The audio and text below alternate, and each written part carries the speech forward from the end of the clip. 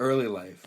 Born September 24th, 1755 in Germantown, Virginia, John Marshall was born to mother Mary Randolph Keith, and his father was Thomas Marshall, who was a farmer and surveyor.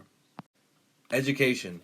John Marshall studied at Westmoreland County Academy, and then later went on to receive his law degree from College of William and Mary. Professional career. John Marshall practiced law in Richmond, Virginia, and was appointed by President John Adams, who sent him on a negotiation mission to France, which he eventually failed. He was appointed Secretary of State in 1800 and became Chief Justice in 1801. John Marshall was appointed by President John Adams on January 31st in 1801. Landmark cases. John Marshall was the Chief Justice in the cases of Ware v. Hilton and Marbury v. Madison.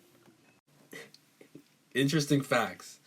John Marshall served as Lieutenant Minuteman during the Revolutionary War and eventually reached the rank of captain. His father once helped George Washington survey land for sale. Death. John Marshall died on July 6, 1835, due to poor health. The United States versus Nixon. It involves President Nixon and involved 9 different Supreme Court justices. The case started on July 8, 1974. The case was decided on July 24, 1974. The case of the United States versus Nixon originated from Washington, D.C. The Supreme Court justices went over audio tapes that belonged to Nixon while he was on phone calls in the Oval Office. Nixon believed that he had executive privilege and could be immune to the subpoena.